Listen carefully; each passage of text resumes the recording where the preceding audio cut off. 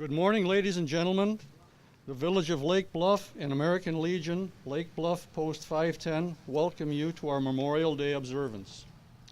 My name is David Cimarusti. I am the commander of Post 510. It is my honor to serve as your master of ceremonies. Today we pause to honor America's brave men and women who have served our country in defense of freedom.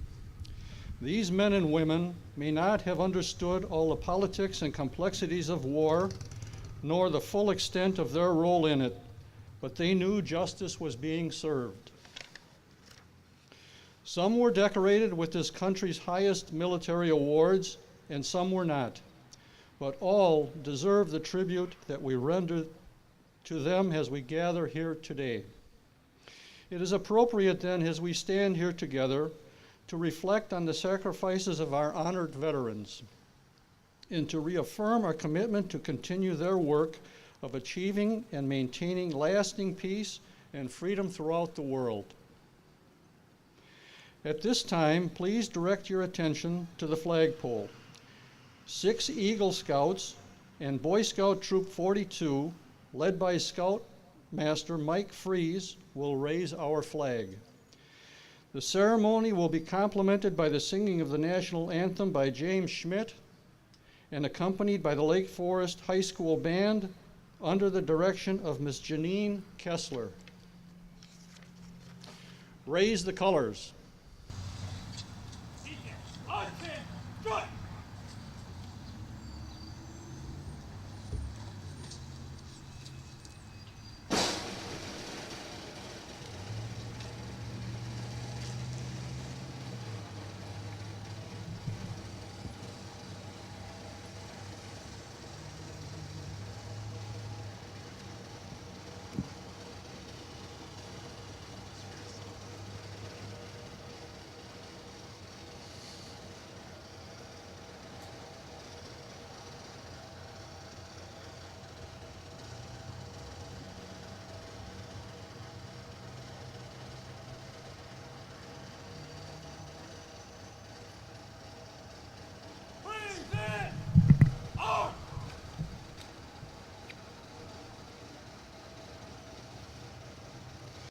Oh, say, can you see by the dawn's early light what so proudly we hailed at the twilight's last gleaming, whose broad stripes and bright stars through the perilous fight o'er the ramparts we watched were so gallantly streaming, and the rocket's red glare, the bombs bursting in air, gave proof through the night that our flag was still there. Oh, say does that star-spangled banner yet wave o'er the land of the free and the home of the brave?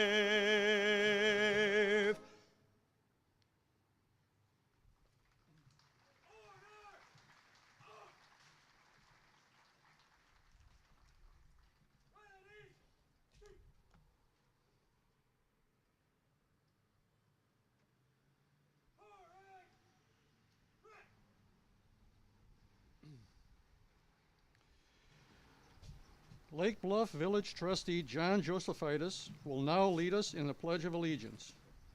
John?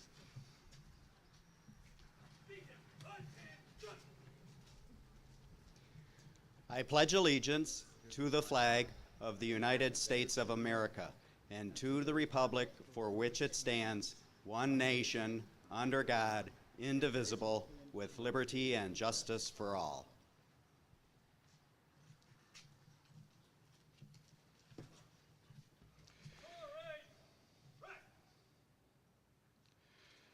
Thank you, John.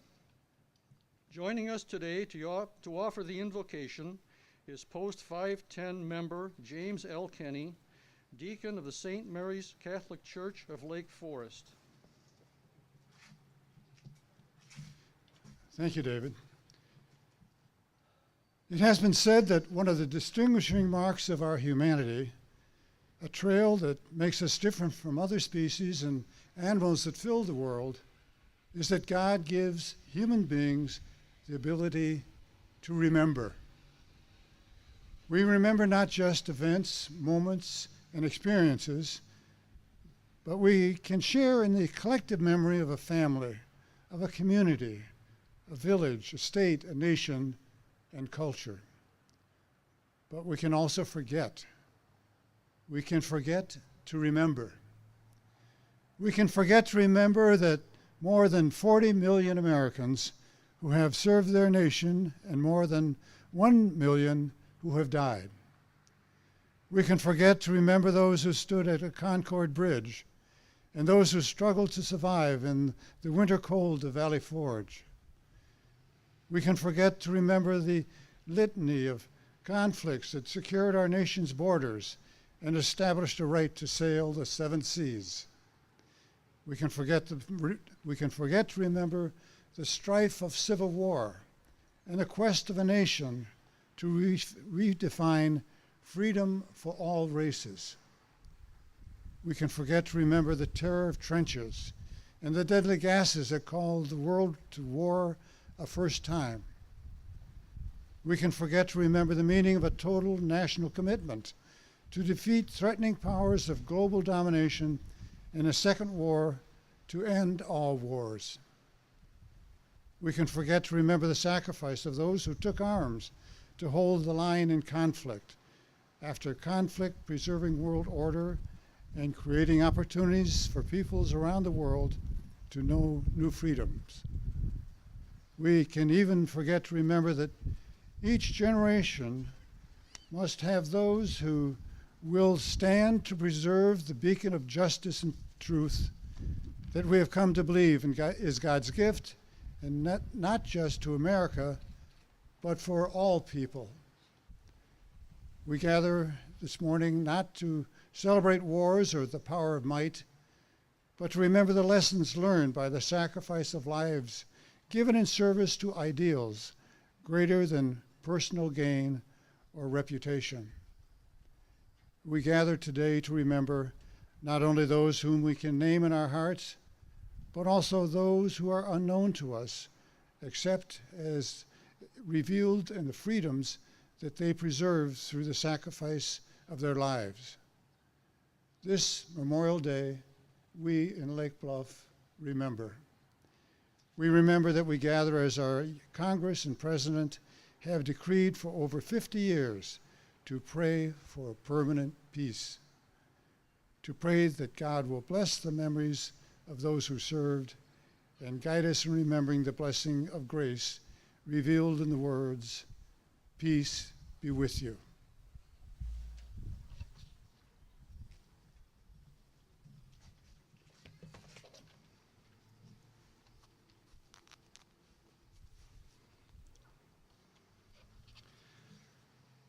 Thank you, Deacon Kenny.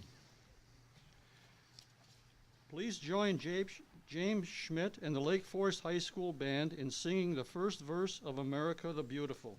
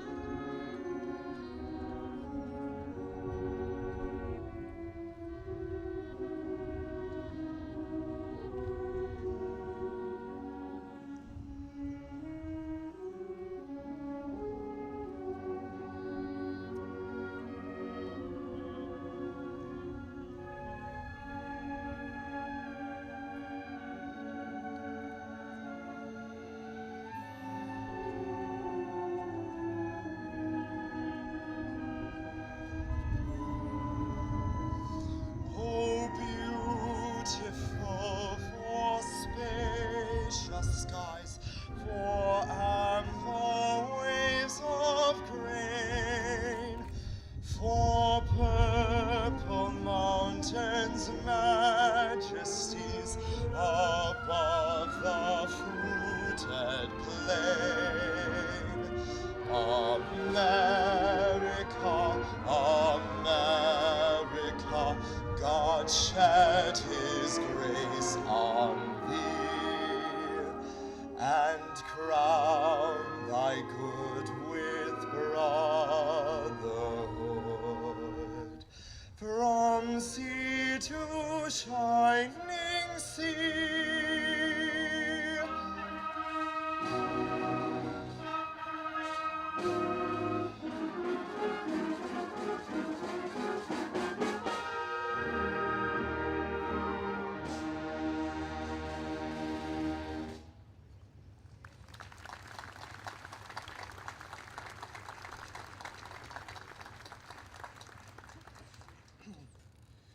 Thank you, James. And now Helen Burkhart of the Lake Bluff Middle School Student Council will recite the Gettysburg Address.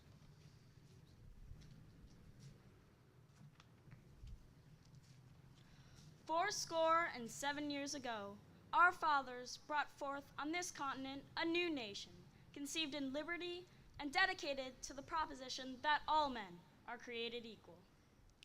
Now we are engaged in a great civil war, testing whether that nation or any nation so dedicated can long endure. We are met on a great battlefield of that war. We have come to dedicate a portion of that field as a final resting place for those who here gave their lives that that nation might live. It is altogether fitting and proper that we should do this. But in a larger sense, we cannot dedicate, we cannot consecrate, we cannot hallow this ground. The brave men, living and dead, who struggled here, have consecrated it, far above our poor power to add or detract. The world will little note, nor long remember what we say here, but it can never forget what they did here. It is for us the living, rather, to be dedicated here to the great task. It is for us the living, rather, to be dedicated here to the unfinished work which they who fought here have thus far so nobly advanced. It is rather for us to be here dedicated. It is rather for us to be here dedicated to the great task remaining before us, that from these honored men we take increased devotion to that cause for which they gave the last full measure of devotion, that we here highly resolve that these dead shall not have died in vain, that this nation, under God, shall have a new birth of freedom, and that government of the people, by the people, for the people, shall not perish from the earth.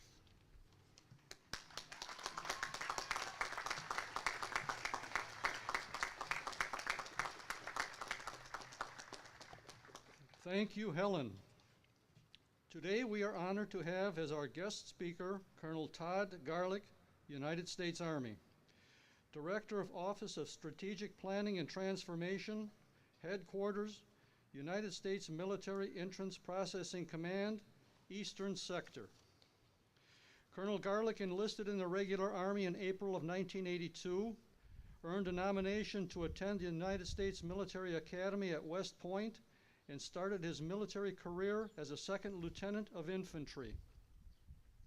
Colonel Garlick's previous assignments include mechanized infantry platoon leader, executive officer and battalion liaison officer, project officer, personnel officer, and later headquarters and headquarters command company airborne detachment commander.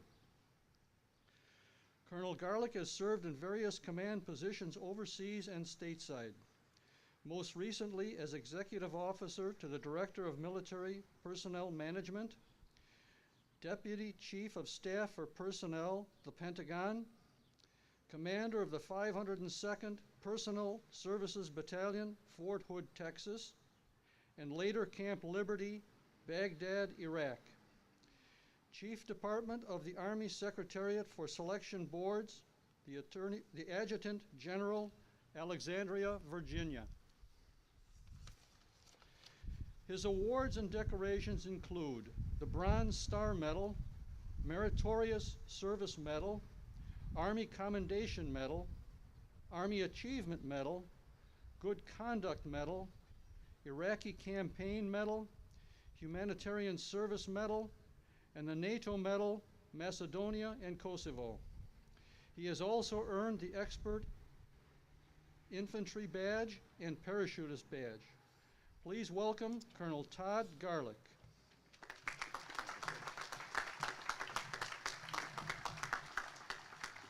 Well, good morning, Lake Bluff. Ladies and gentlemen, I want to thank you for inviting me to share in today's special event here. I'm truly honored to be able to share my thoughts and my memories with you. But before I continue, I'd like to recognize the following distinguished guests and organizations that are here supporting today's ceremony. First, our Lake Bluff Village Trustee, John Josephitis, the American Legion Post 510 Commander, Mr. David Cimarusti, and all the members of Post 510 that continue to support this event. The Marine Air Control Group 48 Firing Detail, you look fantastic today. The Boy Scout Troop 42 Flag Detail, and to all the Eagle Scouts, and to the Lake Forest High School Band. Let's give them a round of applause for their participation today.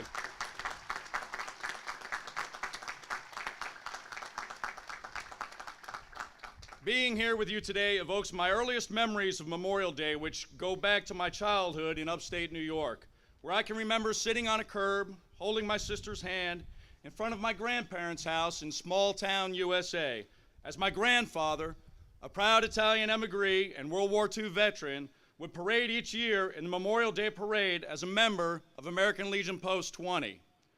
Our town would form, just like we have here today, around a small monument at the end of Main Street, where taps would be played and a list of names would be read from the monument to commemorate those members of the armed forces who paid the ultimate sacrifice in the service of our great nation. I remember feeling saddened at the loss, but comforted by the large number of men and women in uniform and around me. I know today that that comfort comes from the blanket of freedom and democracy provided by our nation's armed forces. Some of you may ask, why Memorial Day? Or why would we gather as a town to do such a thing? Not too long ago, I asked a small group of school children what Memorial Day meant to them, and they answered, that's the day the pool's open. But that's out of the mouths of babes. That's precisely why we must have these events. It was President Lincoln, remarking on his repeated visits to battlefields throughout the Union, who unequivocally stated, any Union that does not honor its heroes will not long endure. And it was George Santayana, the famed Spanish-American philosopher, who stated, those who cannot remember the past are condemned to repeat it, and only the dead have seen the end of war.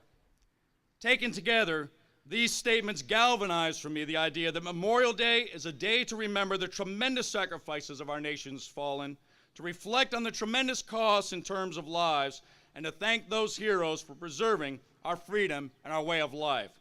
I am honored to take this opportunity to commemorate the brave men and women of the United States Armed Forces who have proudly served our nation and have given their lives to keep our country free. For over 235 years, from the battles of Concord and Lexington and the Revolutionary War to our present wars in Afghanistan, Iraq, and beyond, our soldiers, Marines, sailor, airmen, and guardians have sworn to uphold and defend the Constitution of the United States against all enemies, foreign and domestic, and to bear true faith and allegiance to the same. In my current assignment in the United States Military Entrance Processing Command, I often have the opportunity and the privilege to conduct the oath of allegiance to our applicants wishing to join military service. These young men and women are joining one of the few professional organizations where you swear to uphold an ideal, while at the same time signing a blank check to your country, payable with your life, if necessary. I remind them that our mission is to fight and win our nation's wars, that defeat is never an option. These young men and women are our nation's treasure, our security against tyranny and evil, and we should never forget their sacrifices while ensuring that our future generations never forget the price of freedom. Surprisingly, many citizens today of this great nation do not realize why we observe this national holiday, nor do they know its history. According to a recent Gallup poll, only 28% of Americans know the true meaning of Memorial Day, for they confuse it with Veterans Day. You see, Veterans Day is an opportunity to publicly commemorate the contributions of all veterans, past and present, while Memorial Day is a sacred and solemn day of remembrance for all those who have made the ultimate sacrifice while in the service of our country. The history of this day stems back to the ashes of the Civil War, and it was appropriate that we heard the Gettysburg Address earlier today. The unprecedented carnage and human destruction wrought by that war was on a scale unimaginable and never before seen, but it indelibly changed this nation's view of war forever. Soon after the end of this terrible war in 1865, many local towns in both the North and the South began to decorate the graves of the soldiers lost during this conflict. Hence, the original name of Memorial Day was Decoration Day. The first formal Memorial Day observance took place in Waterloo, New York on May the 5th, 1866. Later, in 1873, the state of New York officially recognized Memorial Day as a legal holiday, and many other states soon followed. The United States Congress made it a federal holiday in 1887 when it passed Joint Resolution 6, which, quote, allows a day each year, May 30th, to celebrate a memorial or decoration day to be a holiday for all employees of the government. Finally, in 1971, Congress passed the Monday Holiday Law, which gave us all of our long weekends and changed the observance of Memorial Day from its traditional date of May 30th to the last Monday in May. This year, as luck would have it, the calendar aligns the two perfectly. I keep a photo of my grandfather in my office to remind me that our men and women in uniform are real people. More specifically, that they are someone special, that they are somebody else's grandfather or grandmother, father or mother, husband or wife, sister or brother, son or daughter. And that when we established this great nation during the War of the Revolution, someone answered the call. Less than a century later, when the Union was shattered and the very future of our nation and our ideals stood in the balance, someone answered the call. When the war to end all wars spread across the continent of Europe, someone answered the call. And when a generation later, the tyranny of Nazism and genocide shattered the lives of millions, someone answered the call. When the threat of communism sprang up through Korea, Vietnam, and threatened the globe with mutually assured destruction, someone answered the call. And today, when terrorists attack our great land and continue to seek safe haven abroad, someone answers the call. And if our history teaches us anything, it is that this global war on terrorism will not be the last time that American service members will fight and die for their country. Let me bring this concept closer to home. Lake Bluff and Lake County have experienced losses too, the names of which you will hear from our distinguished guests later. They were members of this community. They were that someone, a grandfather, a grandmother, father or mother, husband or wife, sister or brother, son or daughter, who gave the ultimate sacrifice. The current generation of Americans in uniform is at the end of a long line of proud citizens who have answered our nation's call to duty. Let us not forget for a moment their families who answer the call to duty with their unwavering support to their loved ones in harm's way, full well knowing the potential consequences of military service. We have a saying in the military that we enlist applicants, but that we re-enlist families. For without family support, the members of the armed forces would be unable to focus on the task at hand, that is, fighting and winning our nation's wars. Family members volunteer to support each other, their local community and schools, and countless other organizations so that we can deploy forward into harm's way with a clear mind. I know that that spirit of volunteerism and support is alive and well here in Lake Bluff, and that members of American Legion Post 510 do their part and then some to support those who give their all for us. As an example, American Legion Post 510 supports a Veterans Outreach Program at the Captain James A. Lovell Federal Health Care Center with quarterly donations of sundries and other items not available by the Veterans Administration, and participates in the annual Gifts for Yanks Who Gave holiday event for the infirm veterans there. They contribute to an emergency assistance program for service members' families in the form of food, rent, utilities, and cash grants. Additionally, Post 510 sponsors an Americanism contest honoring Lake Bluff Middle School graduating students who have demonstrated leadership qualities to their fellow students. And for the past 30 years, Post 510 has supported Illinois Boys State and Girls State. This program provides citizenship training for Lake Bluff's high school students who have successfully completed their junior year. Now, no one asked them to do these things. Congress passed no law requiring them to extend their service to civilian or retired life. Veterans across the nation do these things because they understand and appreciate the freedoms that we have in our nation, and oftentimes they want to ensure that the loss of a comrade, a friend, a loved one was not in vain. So they live their remaining life to the fullest. They want to ensure that sense of service remains, for it has been said that for a nation to be successful, a nation must be willing to serve. Let this be a call to duty to all Americans, young and old, to continue that sense of volunteerism and support for our veterans and for the families of those who have paid the ultimate sacrifice. I want you to look at our living veterans that are assembled here today. They are no different than the men and women that assembled in my hometown when I was a young boy. The ones who gave me that sense of security, who seemed larger than life. For generations, they have supported this town and our country through countless hours upon hours of service, whether on the front lines or at the VA or in some other community event. But let's face it, we are not getting any younger. This nation just recently lost its last World War I veteran, Corporal Frank Buckles, who also survived World War II as a POW in the Philippines. I would ask that today you solemnly remember our war dead, but that tomorrow you vow to engage the living, the veterans of this community, so that we may never, ever forget their stories and their sacrifice, so that we may come together on Veterans Day to further honor their deeds in service.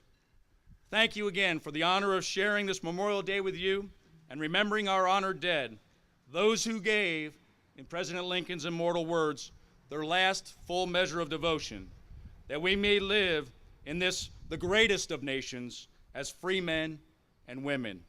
God bless you all, and God bless America.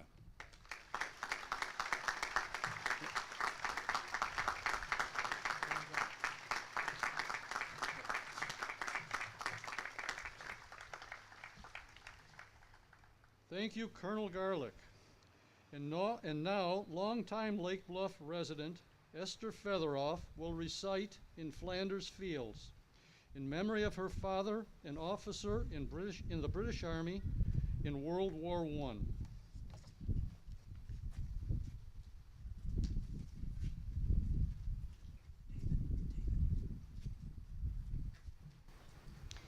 In Flanders field, the poppies grow between the crosses row on row that mark our place.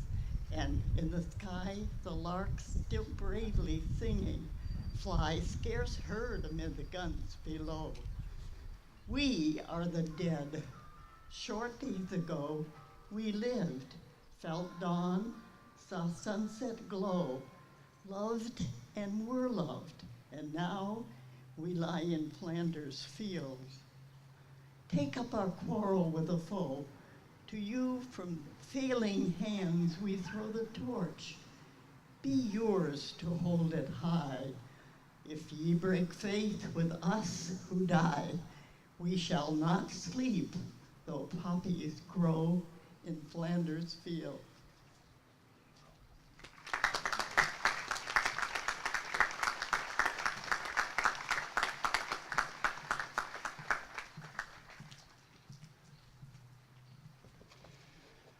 Thank you, Esther.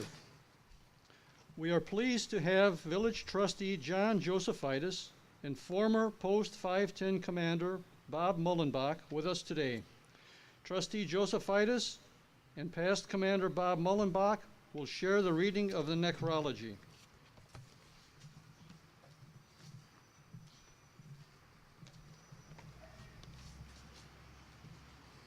Ever since there was a Lake Bluff, husbands, brothers, and sons of Lake Bluff families have laid down their lives at the nation's call to defend our freedom.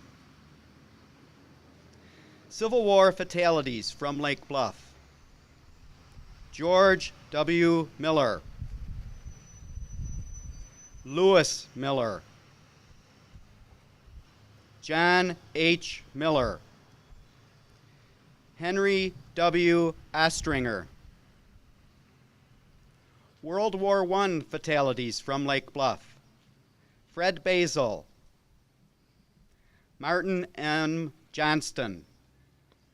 World War II fatalities from Lake Bluff include William Barlow, Richard Hickman III, Gavin McCarthy, William Rich, David T. Smithsosen, James Whitney Northrop Jr. Korean War fatalities from Lake Bluff, John Roberts. Vietnam War fatalities from Lake Bluff, Ellis Bohan, Paul Madsen, and John Templeton. Today we salute these men with ties to Lake County who have died in war zones in the last 8 years. 2003, Army Specialist Uday Singh, Lake Forest. 2004, Army Sergeant Donald Farmer, Zion. Army Specialist Jamie Marino, Round Lake Beach. Army Specialist Wesley Wells, Libertyville. Marine Private First Class Jeffrey Morris, Gurnee. Army Major Paul Syverson III, Lake Zurich. And in 2005, Marine Lance Corporal Sean Maher, Gages Lake. Army Second Lieutenant Matthew Kotu, a Lake Forest High School student. Army Captain Benjamin Jansky from Waukegan. Army First Lieutenant David Giamo from Waukegan. Army Sergeant First Class James Oshner from Waukegan. And Army PFC Anthony Alex Gonke from Gurnee. In 2006, Army Captain Shane Mahaffey from Gurnee, Marine Sergeant Edward Davis III from Waukegan, Army Sergeant Terry Lisk from Fox Lake, Army Sergeant Jason D. Freund, husband of Gurnee native Melissa Senzoni. 2007, Army Corporal Keith Nurnberg, husband of a Round Lake teacher. Army Corporal Jason John Hernandez, Highland Park. Marine Lance Corporal Matthew Medlicott, Waukegan. 2008, Army Sergeant John M. Pennick, Beach Park. Army Sergeant First Class Gary Vasquez, Round Lake. 2009, Army Sergeant Robert Weinger, Round Lake Beach. 2010, Army Sergeant Richard Jordan, Antioch. Army Specialist Joseph D. Mack, Wildwood. And in 2011, Army Specialist Andrew Wade, Antioch.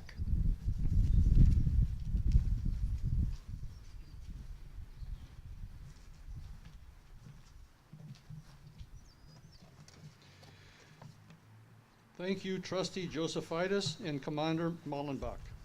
Under the command of Staff Sergeant Chance Gray, United States Marine Corps, a rifle squad from Marine Air Control Group 48 will now render rifle volleys. These volleys will be followed by taps, played by Stefan Papastefan, with an echo by Alex Levin, both of the Lake Forest High School Band. Salute the dead. Detail, on hand, join. Magazine, point ammunition. Blow.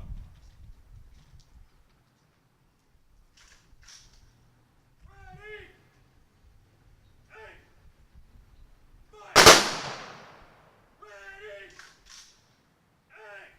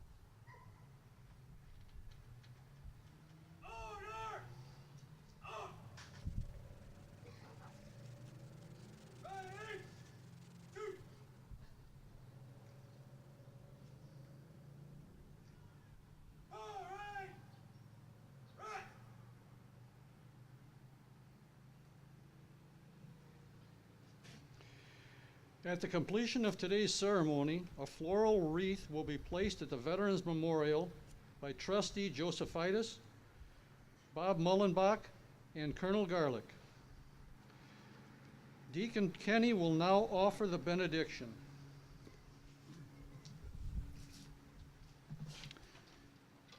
Let us pray. In the quiet sanctuaries of our own hearts, let each of us name and call on the one whose power over us is great and gentle, firm and forgiving, holy and healing. You who created us, who sustains us, who calls us to live in peace, hear our prayer this day. Hear our prayer for all those who have died, whose hearts and hopes are known to you alone. Hear our prayer for those who put the welfare of others ahead of their own, and give us hearts as generous as theirs. Hear our prayers for those who gave their lives in the service of others, and accept the gift of their sacrifice. Help us to shape and make a world where we will lay down the arms of war and turn our swords into plowshares for a harvest of justice and peace. Help us to shape and make a world where we will lay down our arms. Comfort those who grieve the loss of their loved ones, and let your healing be the hope in our hearts. Hear our prayers this day, and in your mercy answer us, in the name of all that is holy. Amen.